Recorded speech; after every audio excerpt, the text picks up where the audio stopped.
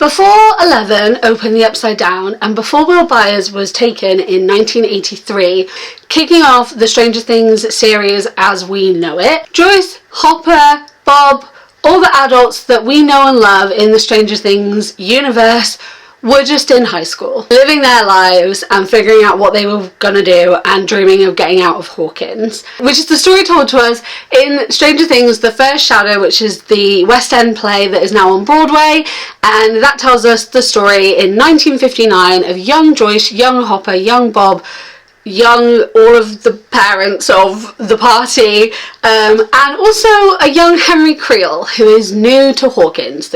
They've moved in and they're hoping that this will be their fresh start. It doesn't really go to plan. And that story happened years, decades before the story that we know and love, and I'm here today to talk about whether or not you need to know that story to watch season 5 of Stranger Things.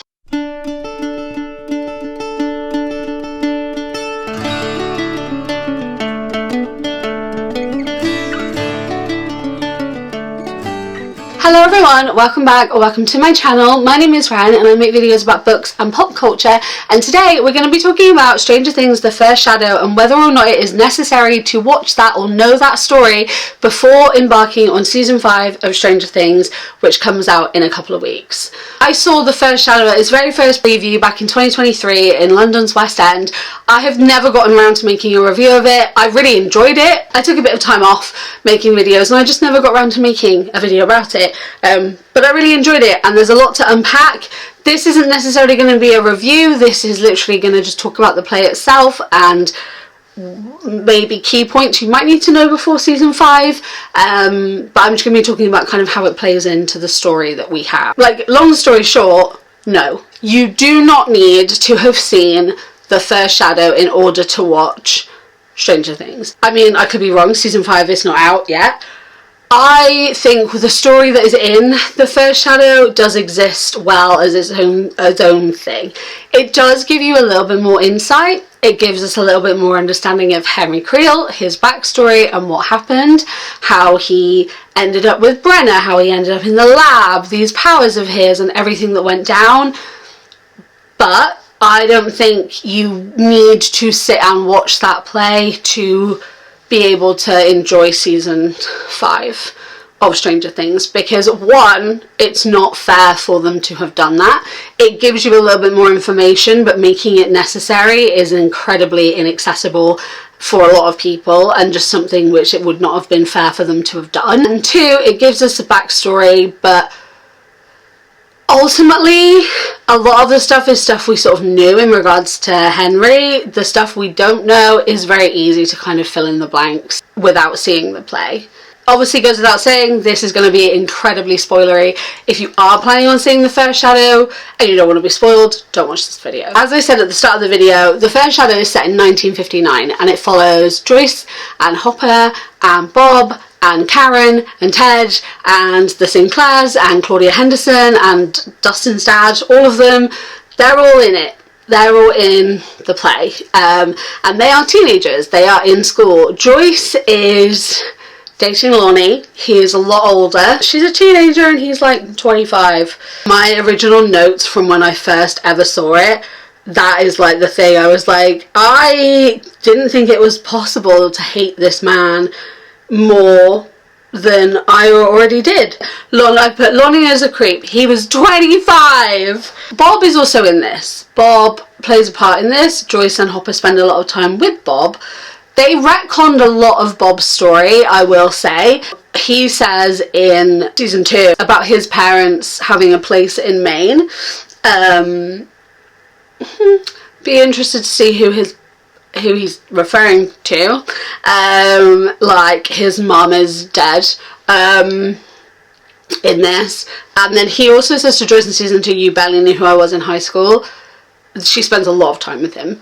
Like in The First Shadow. So yeah, they had kind of retconned that. Joyce is running a play she is trying to run the school play, drama play, because she wants people to watch it so that she can get a scholarship to get the hell out of Hawkins and go to college. So that's what she wants to do. So she's really focused on this play. And then a new kid comes to school, a new family come to Hawkins, the Creels, Victor Creel, his wife, and his 2 children, one of them being Henry.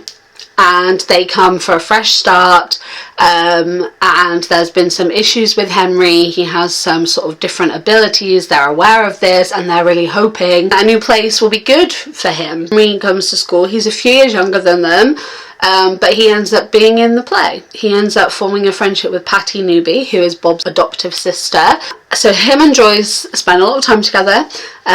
They actually go and check out the Creel house at one point because of everything that's going on. Joyce and Hopper and Bob, they knew each other. I think that's the most important thing to kind of acknowledge here. Joyce in particular knows Henry. That's kind of the biggest thing, and I think one of the maybe important things to know going into season 5. I don't know if they will address this, because obviously Joyce in the show has never actually interacted with Vecna / Henry / One. When there has been those kind of elements, it's been Vecna, not seeing him as Henry. Like, for all she knows, Henry is dead, and she has not had that interaction with Elle yet, but obviously there is a time skip between season 4 and season 5, so whether or not they've talked about it, I don't know, where she has explained that it is Henry. We don't have that interaction. We don't know that yet. We don't know if that's been a thing that's been raised. I don't know if they will acknowledge it, or if they do acknowledge it, they're going to have to acknowledge it in the way of knowing, like, they have to go into it a little bit more, because not everybody that will be watching season 5 will have seen the First Shadow, so you can't just be like, oh, I went to school with you. It's going to have to be explored in a little way, and I don't know if they have the time, but that's kind of one of the main things to know, is that they know each other, and he knows Joyce. Targeting Will feels a little bit less random when you know that he knew Joyce, and he has a conversation with Joyce at the end where he says one day she'll understand, and it makes me wonder if that's kind of why. As well, is that there was conversations within this about DNA looking different, like Henry's DNA looking different and stuff, and I've put on here DNA Will's changed, so that also might be a thing, is that it might be that Will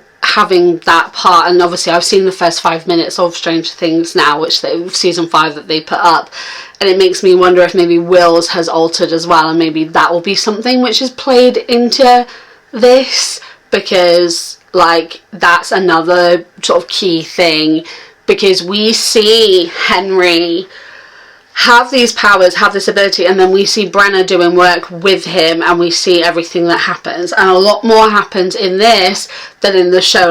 Hello. My camera died while I was filming this, as I say later on, and I've realised that there's bits of what I'd said that I thought had been recorded, but had obviously come up when my camera died and I hadn't realised it had died yet. Henry, before Hawkins, they were in Nevada, and obviously Nevada is where the Nina Project was in season 4, and he liked to explore, and he explored this like cave system, and in there he discovered some equipment that had been stolen from the nearby sort of facilities, and he finds it and he ends up in the Upside Down, basically, suggesting that the Upside Down exists everywhere. And when he comes back, he is a completely different person. He's been altered, and he was exposed to the Mind Flayer, and the Mind Flayer kind of influencing him when he was in the Upside Down, and that kind of is why like Brenna knew him and stuff like that as well. Just had to change cameras,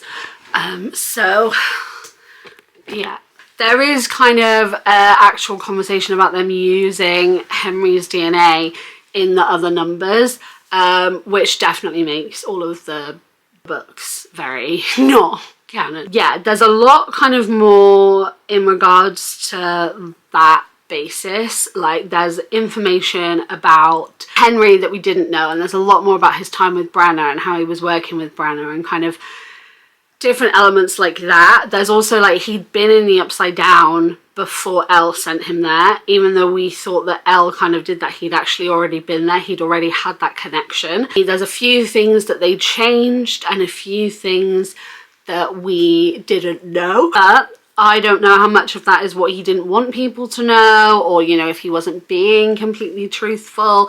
It's not too much of a retcon that it makes absolutely no sense, but they had retconned a few things, and I don't know if they will mention the things that were retconned in season 5, or if they'll just go off what was shown in season 4 when it comes to Henry and his backstory. I think maybe we will find out more about his connection to the numbers. That makes sense to be something which is explored, Brenna using his DNA and stuff. Like, there's a few elements where when Will kind of recognises Brenna in season 4, people are wondering if it was actually Henry that now recognised him and that kind of thing because of this connection that they have. I think that there's elements, you know, like the DNA and that kind of thing, and Henry's kind of history with the Upside Down or with Brenna, that can be explored in season 5, and I think we're going to see a lot of that. I think the biggest thing is kind of like everyone's very confused as to why he chose Will, and until we have seen season 5 we won't know why for sure, because it could just have been completely random. But obviously if we go off of the first shadow, he did know Joyce. He does have a history with Joyce. It wouldn't surprise me if he was doing some weird little throwbacky thing and was just like, see, I told you one day you'd get it.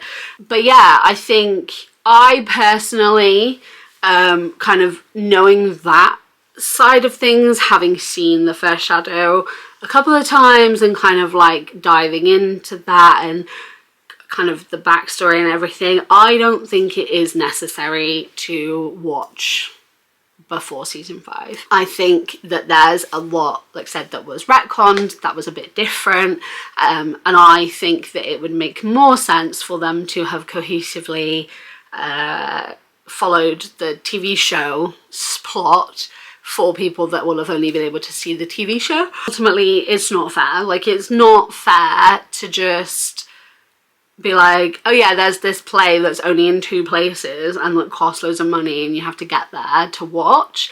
So I personally don't think that they will do that. I think the first shadow is incredible. I think the staging is phenomenal. I think it is so good to watch. I loved kind of getting to see these characters at a different place in their life and learning more about them and everything there. I think that it was really well done, well executed, and it is a brilliant play, and I would really recommend it if you are able to go and see it. I do not think it is necessary. I've seen there were a few jokes about Joyce in the trailer, like being really angry, and people were kind of quoting it and being like, this is the loser that I cast in my play, and people were really confused in the comments, and it's like, why did he choose Will? And people replied and was like, because of the play. And I've been meaning to kind of talk about it for a while. I might do a full review if people want to see a full review, but I did kind of just want to talk about, is it necessary to watch the first shadow before season 5? I do not think so. Obviously, I've not seen season 5.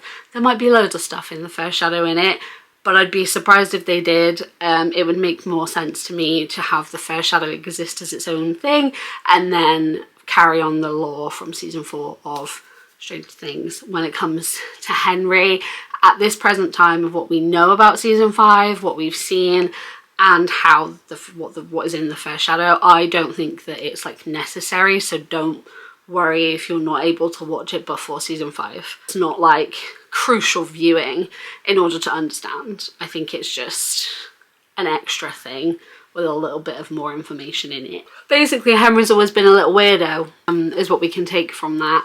And may or may not have, you know, just had a long-standing beef with Joyce. But yeah, having seen the first 5 minutes, this season is very much all about Will, and I'm very excited for that. I'm excited to see what happens and kind of the connection that he has with Henry / Vecna / One, and how they are gonna have that unfold. Thank you guys for watching. Like I said, if you guys are new here, I make videos about books and pop culture, so if you want to stick around and join us, feel free to hit that subscribe button and the little notification bell. And as usual, all the links to my other social medias will be in the description as well. Thank you guys for watching. I hope you're doing really, really, really, really well, and I'll see you next time. Goodbye.